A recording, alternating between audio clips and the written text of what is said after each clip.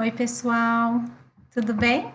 Estou aqui de novo para a gente continuar a nossa jornada da escrita, memória, sentidos e observação.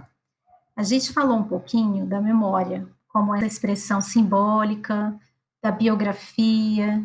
A biografia humana, o interesse pela biografia humana, ele já é comprovado que ele aumenta a nossa capacidade de empatia, a nossa visão de solidariedade no mundo, e é uma ferramenta para relações mais pacíficas, mais amorosas, nos contextos do trabalho, das universidades e das escolas.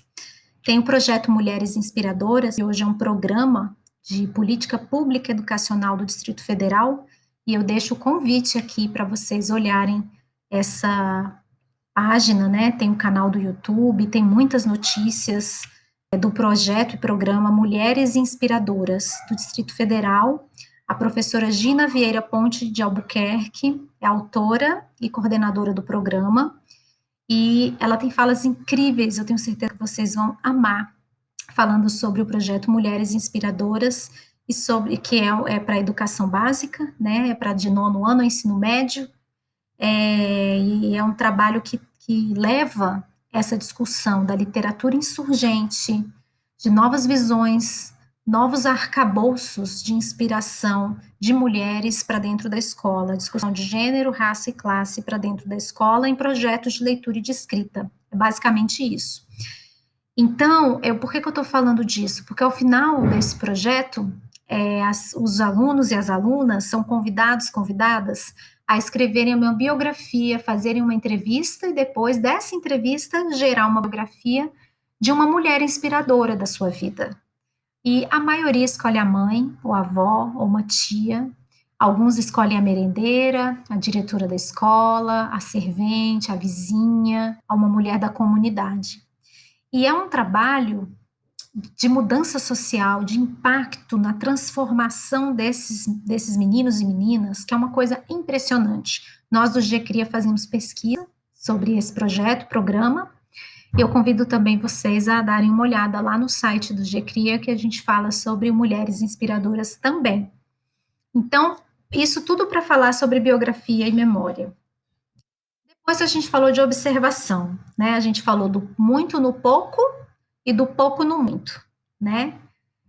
Aí ficou faltando falar de imaginação. Então, como é que eu desbloqueio, como é que eu trago essa capacidade imaginativa que faz parte do fluxo criativo?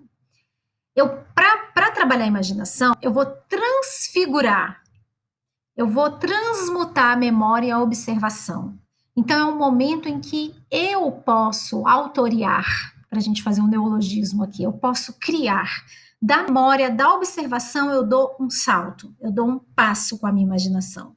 Então, é uma leitura e uma escrita que se tornam vivas. Às vezes eu escuto uma história de alguém, mas eu já imaginei outras coisas dessa história. E isso é o processo imaginativo. É isso que mora também na pulsação, naquele passo que nós falamos, né? E a fantasia é pensar o absurdo, é a liberdade de ver as coisas com a fantasia pulsando. São textos cheios de sensação e tem um processo que é muito bonito, que é estudado na estilística de linguagem, que se chama carnavalização. O que é o carnaval? É a inversão de todos os valores, né? O que é carnavalizar nossos textos? É a gente usar os erros criativos, é a gente criar binômios fantásticos, associações absurdas, é a gente partir da realidade, criar a partir da imaginação ativa, né? A gente já fez esse exercício do pouco no muito, já fez um muito no pouco. E agora eu vou falar um pouquinho da carnavalização para você. O Bakhtin, ele fala da semelhança entre os rituais carnavalescos e a escrita. A linguagem simbólica é o caráter dos rituais carnavalescos. Todas as posições hierárquicas são invertidas. Como é que a gente leva isso para a nossa linguagem? Vou falando e a gente vou provocando as reflexões. Também o carnaval, a carnavalização, o processo do carnaval, é o rompimento das barreiras do código e dos valores institucionalizados. É também a instalação de uma nova ordem, as mesalliances, que são um tipo especial de alianças carnavalescas que aproximam o sagrado e o profano, o sublime e o insignificante, o rico e o pobre, a linguagem culta e a vulgar. E aqui tem um exemplo de uma paródia da cantiga de roda Terezinha de Jesus, que é típica de um processo de carnavalização da linguagem à paródia, como gênero textual. Então vamos lá, Terezinha de Jesus de uma queda foi ao chão. Acudiram 3 cavalheiros, todos 3 de chapéu na mão. O primeiro foi seu pai, o segundo seu irmão. O terceiro foi aquele que Teresa deu a mão. Quanta laranja madura, quanta lima pelo chão, quanto sangue derramado dentro do meu coração. E aí vem o Chico Buarque fazendo essa inversão, essa carnavalização. O primeiro me chegou como quem vem do florista. Trouxe um bicho de pelúcia, trouxe um broche de ametista. Me contou suas viagens e as vantagens que ele tinha. Me mostrou seu relógio, me chamava de rainha. Me encontrou tão desarmada que tocou meu coração, mas não me negava nada e assustado eu disse não. O segundo me chegou como quem chega do bar. Trouxe um litro de aguardente, tão amarga de tragar. Indagou meu passado e cheirou minha comida.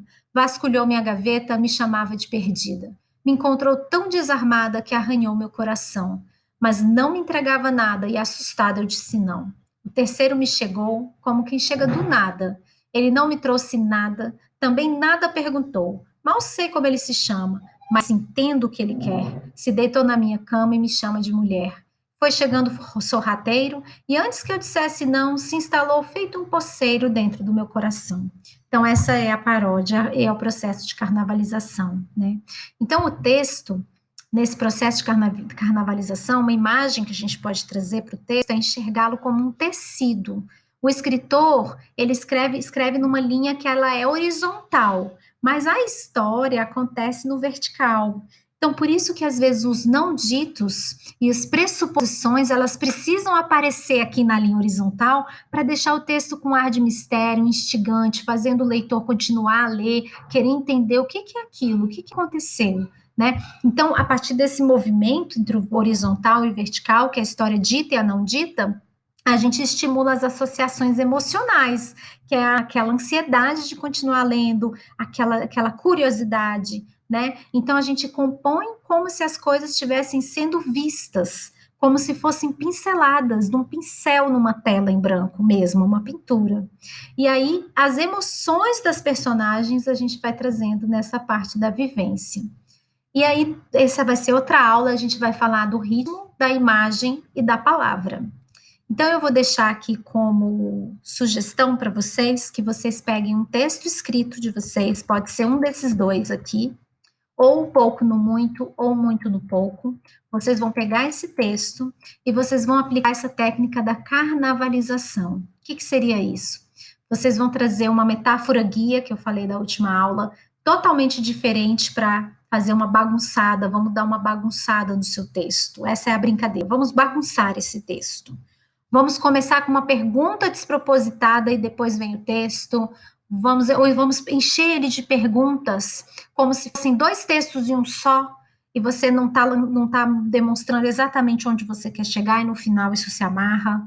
Use a sua criatividade para você inverter o que você escreveu, para você trazer, assim, um outro lugar para o que você escreveu, para você carnavalizar, para você bagunçar, para você criar um novo a partir do que você escreveu. Então, essa vai ser uma técnica de reescrita, mais uma, que vocês vão aplicar em um desses 2 textos, tá bom? E aí nós vamos ficando por aqui hoje e até a próxima. Um beijo.